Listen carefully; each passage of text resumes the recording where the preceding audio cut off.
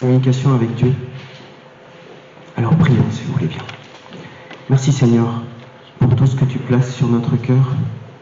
Je te demande ce matin dans la prière de nous purifier, d'enlever avec le feu du fondeur tous ces scories, toutes ces impuretés qui nous empêchent de prier, de nous rapprocher de toi, de rentrer dans une communion et une communication avec toi. Aide-nous à purifier toutes ces petites choses dans notre vie qui nous empêchent d'être proches de ta parole et de ce que tu as à nous dire, de tout ce que tu veux de bien pour nous, pour avancer sur le chemin vers toi. Merci Seigneur, parce que tu es bon pour nous et que tu es un Père bienveillant. Amen. Je vais vous poser une question. Si je vous dis l'essentiel est invisible pour les yeux, je ne vois bien qu'avec le cœur. C'est de qui? Saint-Exupéry, merci. Je ne veux pas faire un trivial poursuite ce matin, mais je voudrais avoir un peu cette vision de les gens en général, quand on discute dans la rue, quand on discute avec d'autres personnes au travail ou autour de nous, comment ils voient Dieu. Ils imaginent Dieu dans le ciel, très loin d'eux. Et la plupart du temps, c'est une question qui se poseront quand ils auront à rejoindre le ciel, quand ils auront à le rejoindre là-haut. Mais ce que je voudrais partager ce matin, c'est que Dieu, il est avec nous, il est là, au milieu de nous. Là, ce matin, il est avec nous. On va lire dans Actes, chapitre 17, versets 27 et 28. Alors la plupart des versets, ils vont être affichés ici, mais ils ne sont pas forcément dans la version que je vais lire, et ils ne sont pas forcément dans votre version que vous avez dans votre Bible. Donc ça permet de recouper un peu toutes les versions.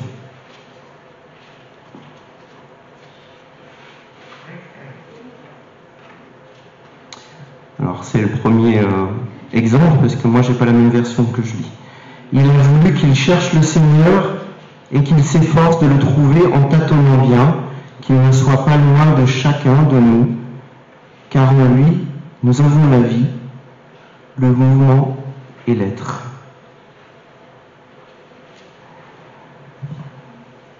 Parce que la parole qui a clairement été établie par Dieu, par notre Père, elle se veut proche de nous. Elle se veut au plus près de notre besoin quotidien. En lui, nous vivons, nous avons le mouvement et l'être. Et il est là, maintenant, aujourd'hui, avec nous.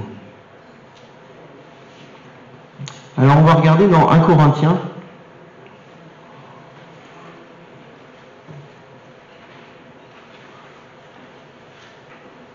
on va voir ce que Paul expliquait aux Corinthiens. Dans 1 Corinthiens, chapitre 2, versets 9 à 12. Mais comme il est écrit, ce sont des choses que l'œil n'a point vues, que l'oreille n'a point entendues, et qui ne sont point montées au cœur de l'homme.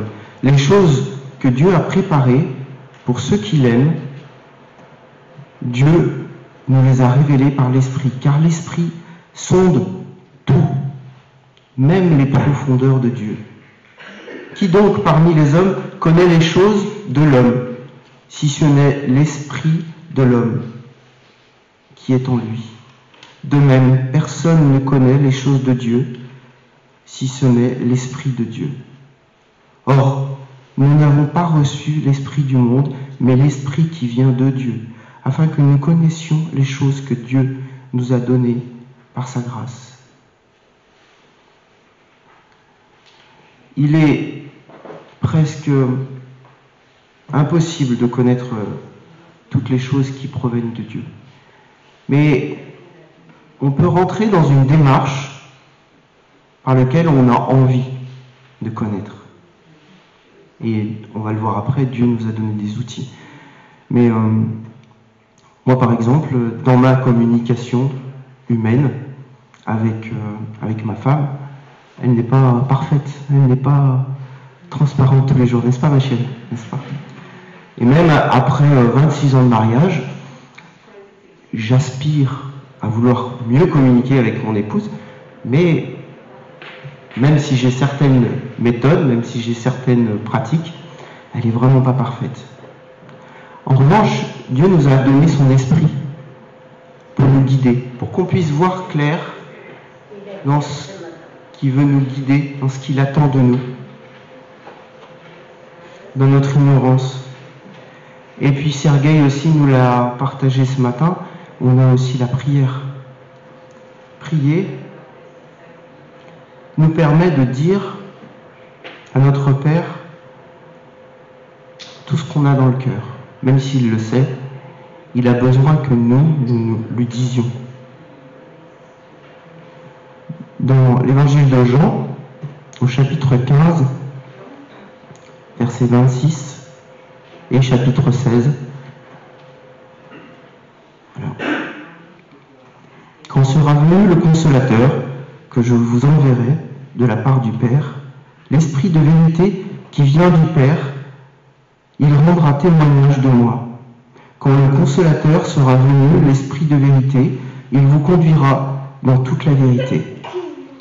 Car il ne parlera pas de lui-même, mais il dira tout ce qu'il aura entendu. Et il vous annoncera les choses à venir. Il me glorifiera parce qu'il prendra ce qui est en moi, ce qui est à moi, et vous l'annoncera. Tout ce que le Père a est à moi. C'est pourquoi j'ai dit qu'il prend ce qui est à moi et qu'il vous l'annoncera. Donc, comme je l'ai dit tout à l'heure, le consolateur est ici, dans nos cœurs, au milieu de nous, dans cette chapelle ce matin. Parce que nous croyons en Jésus-Christ, qui est mort pour nos fautes. Parce que nous croyons qu'il nous a tant aimés qu'il a donné son Fils unique, afin que quiconque croit en lui ne périsse jamais. Alors, parce que nous sommes nés de nouveau, parce que nous avons choisi de prendre la main de Dieu, de prendre cette main qu'il nous tend, alors nous désirons apprendre à mieux le connaître, à mieux le comprendre, à mieux lui faire une place digne de notre vie. On peut lire dans 1 Corinthiens, chapitre 2, verset 16, « Car qui a connu la pensée du Seigneur pour l'instruire? Or, nous avons la pensée de Christ. » Et de nouveau dans Isaïe, on lit aussi « Tous les fils seront disciples de l'Éternel. » Alors nous sommes les disciples, nous sommes ses disciples. Et Jésus-Christ est venu pour nous montrer comment nous devions faire. Il est venu nous montrer comment nous devons agir pour être proches du Seigneur. Il nous l'a montré dans le passage de Matthieu 26, Jésus, quand il était dans le mont des Oliviers et qu'il s'est tourné vers le Seigneur, vers son Père, pour qu'il voie clair dans ce qu'il attendait de lui. On le lira tout à l'heure si vous voulez bien.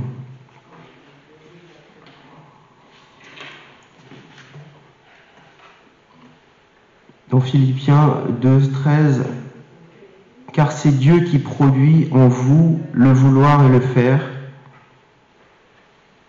selon son bon désir. » Est-ce que nous voulons l'écouter? Est-ce que nous voulons écouter et ensuite faire les choses?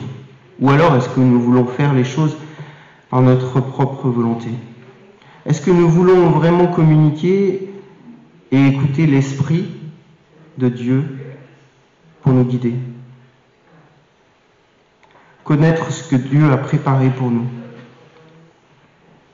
Écouter le consolateur et se laisser guider à la vérité. On peut regarder dans l'Ancien Testament. Dans l'Ancien Testament, comment Élie a dû réagir et a été confronté à une situation qui lui a permis de se tourner vers Dieu pour rentrer un peu plus en communication. Élie était fatigué, dans le passage qu'on va lire. Élie était fatigué. Il était même menacé de mort par les autres parce qu'ils avaient choisi d'abandonner leur alliance. Et dans ce passage, Élie va dans une grotte, il va sur le mont Horeb, et donc il y a une démarche qui le permet d'aller à cet endroit. Donc le fait de marcher, le fait de partir seul en voyage, déjà ça lui permet de réfléchir, et puis il fait la démarche d'aller à la recherche de Dieu. Et là, il entra dans la grotte et il passa la nuit. Et voici la parole de l'Éternel qui lui fut adressée en ces mots. « Que fais-tu ici, Élie » Il répondit, « J'ai déployé mon zèle pour l'Éternel, le Dieu des armées, car les enfants d'Israël ont abandonné ton alliance. Ils ont renversé tes autels, ils ont tué par l'épée tes prophètes. Je suis resté, moi seul, et ils cherchent à m'ôter la vie. L'Éternel dit, sors, et tiens-toi dans la montagne devant l'Éternel. Et voici, l'Éternel passa, et devant l'Éternel, il y eut un vent fort et violent, qui déchira les montagnes, et brisa les rochers. L'Éternel n'était pas dans le vent. Et après le vent, ce fut un tremblement de terre. L'Éternel n'était pas dans le tremblement de terre. Et après le tremblement de terre, un feu. L'Éternel n'était pas dans le feu. Et après le feu, un murmure doux et léger. Quand Élie l'entendit, il s'enveloppa le visage de son manteau, il sortit et il se tint à l'entrée de la caverne. Dans une autre traduction, on peut lire aussi un murmure doux et léger, on peut lire un souffle de silence. Je ne sais pas comment vous visualisez ou vous entendez un souffle de silence. Mais par définition, un silence, ça ne fait pas beaucoup de bruit. Et Dieu, il nous parle beaucoup dans tous ces petits silences, dans toutes ces petites choses de la vie qui ne font pas forcément de bruit, qui ne sont pas vraiment un grand bouleversement dans notre quotidien. Parce que, comme je l'ai dit tout à l'heure, l'essentiel est peut-être invisible pour les yeux, mais pour Dieu, c'est la façon dont on tourne notre cœur qui est importante. C'est de faire le calme dans tout le tumulte du quotidien pour écouter ces petits murmures doux et légers que Dieu veut nous susurrer à l'oreille. Ici, la manière dont l'Éternel se révèle a un double sens. D'abord, il déstabilise Élie. Il lui dit, mais qu'est-ce que tu fais là? Alors qu'il a peur pour sa vie. Il a écouté l'ange qui l'a conduit à aller à cet endroit, mais Dieu le sait. Mais il lui dit, mais qu'est-ce que tu fais là? Alors nous, on n'a pas besoin de se déplacer. Dieu, il est là avec nous. Et puis ensuite, il y a toutes ces choses qui sont déstabilisantes. Un ouragan, un tremblement de terre, un feu. Mais Dieu ne se manifeste pas de cette façon à Élie. Il se manifeste dans le souffle silencieux. Dans ces petites choses qui sont si discrètes.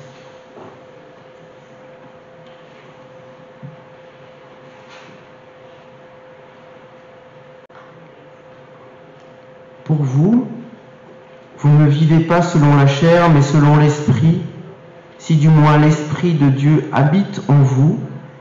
Si quelqu'un n'a pas l'esprit de Christ, il ne lui appartient pas. Et si Christ est en vous, le corps, il est vrai, est mort à cause du péché, mais l'esprit est vie à cause de la justice.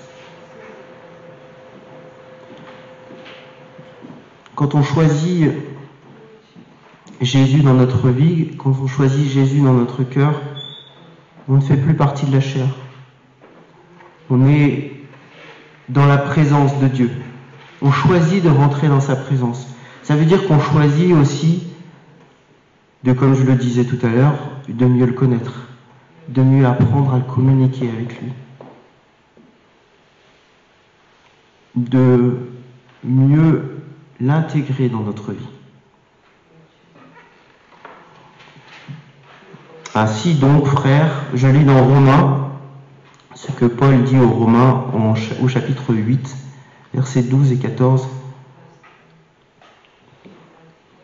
Ainsi donc, frères, nous ne sommes point redevables de la chair pour vivre selon la chair. Si vous vivez selon la chair, vous mourrez. Mais si par l'esprit vous faites mourir les actions du corps, vous vivrez. Car tous ceux qui sont conduits par l'Esprit de Dieu sont fils de Dieu. Ici, Paul, il met en contraste, auprès des Corinthiens, il met en contraste l'homme qui est livré par lui-même à la chair et l'homme qui choisit d'être guidé par l'Esprit, qui marche avec l'Esprit.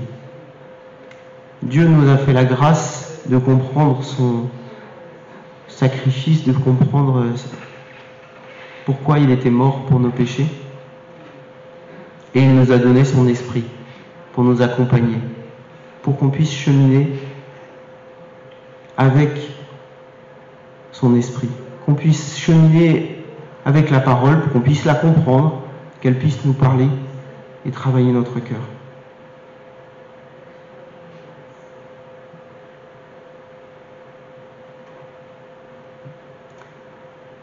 Donc tout à l'heure, je vous parlais de l'exemple de Jésus, comment il avait communiqué avec son Père.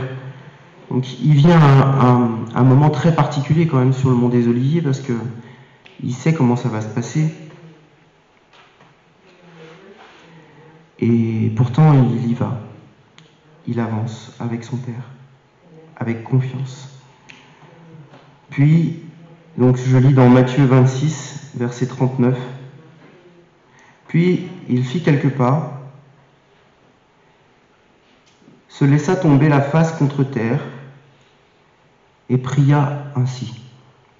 Ô Père, si tu le veux, écarte de moi cette coupe. Toutefois, que les choses se passent non pas comme moi je le veux, mais comme toi tu le veux. Je ne sais pas si vous avez des choses que vous n'avez pas envie de vivre, comme un examen du bac ou un examen de permis de conduire, par exemple, ou des choses comme ça, ou un entretien avec votre patron, ou des choses comme ça. Quelque chose qui n'est pas très agréable à vivre. Quelle est l'attitude qu'on peut avoir par rapport à quelque chose qui nous attend et qui n'est pas très agréable à vivre? Verset 42, « Puis il s'éloigna une deuxième fois et se remit à prier en disant, « Ô Père, s'il n'est pas possible que cette coupe me soit épargnée, s'il faut que je la boive, alors que ta volonté soit faite. » Dans ce genre de situation, est-ce que notre attitude est de nous tourner vraiment vers le Seigneur et dans la prière, de lui remettre notre angoisse, de lui remettre notre peur?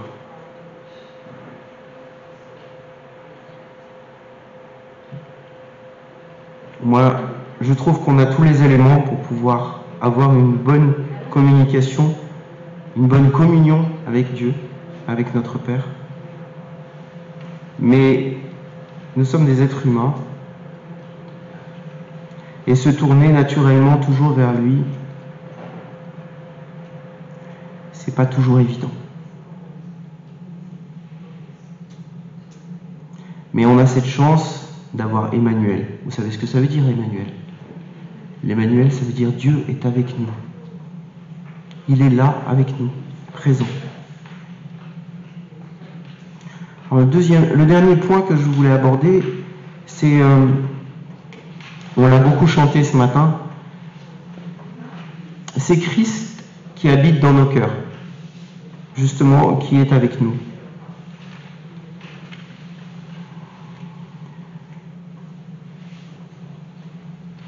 Éphésiens chapitre 3, versets 14 à 19. Dans ma Bible, ce chapitre, ce passage, s'intitule « Connaître l'amour de Dieu ».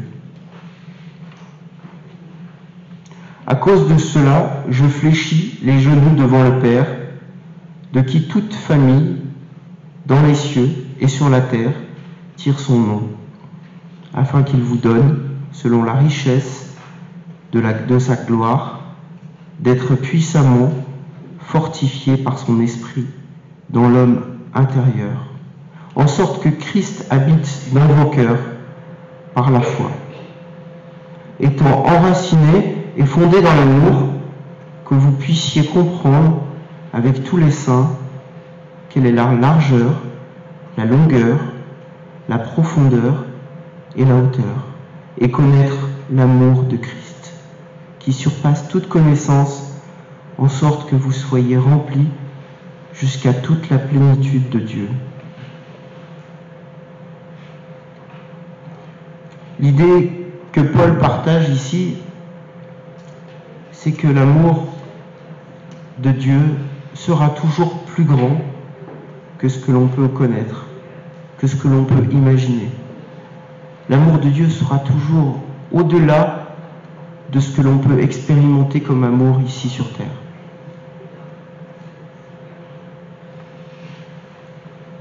Car, comme je le disais tout à l'heure, Dieu a tant aimé le monde qu'il a donné son Fils unique. Il nous aime tellement qu'il a voulu à plusieurs moments nous racheter, nous relier à lui.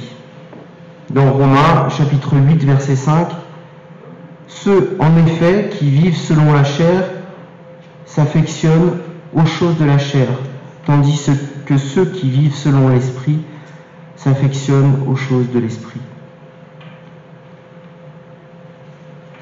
Est-ce que dans notre communication, est-ce qu'on a la même attitude que Jésus au moment de passer devant la croix? On a cette attitude de vouloir prier, de vouloir jouer carte sur table avec Dieu, de vouloir être au plus proche de lui,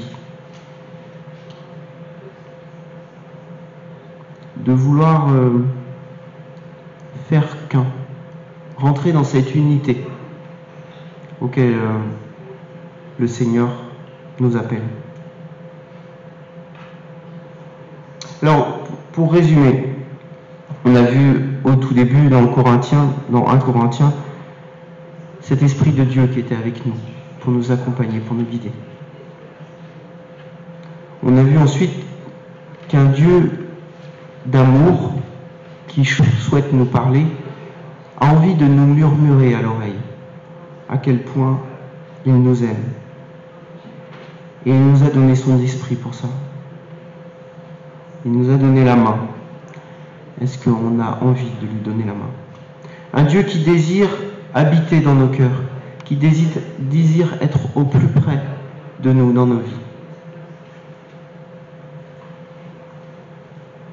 On peut lire dans le psaume 119. Je vous invite à le prendre, le psaume 119.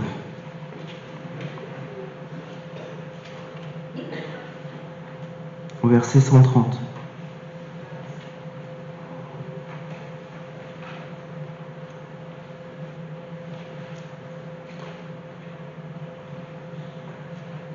quand on découvre tes paroles, c'est la lumière. Et les gens sans détour, ils trouvent le discernement. Quand on découvre tes paroles, c'est la lumière. Lire la parole de Dieu, c'est vouloir mettre de la lumière dans notre esprit, dans notre cœur. C'est vouloir se rapprocher de lui, vouloir mieux le comprendre, découvrir qu'il est vraiment Dieu et vouloir l'expérimenter dans notre vie, vouloir le mettre en application. Il y a un théologien, Louis Gossan, qui était suisse, qui est né en 1790 et qui est mort en 1863, qui a écrit à propos de la communication et de la parole de Dieu. C'est Dieu, l'écriture, c'est Dieu parlant dans l'homme, Dieu parlant par l'homme, Dieu parlant comme l'homme, Dieu parlant pour l'homme. Et comme Sergueï nous l'a rappelé tout à l'heure, parler avec Dieu, c'est vouloir lire sa parole et vouloir le prier pour pouvoir partager avec lui ce qu'on a dans la tête et sur le cœur. Si vous voulez bien, prions. Merci Seigneur.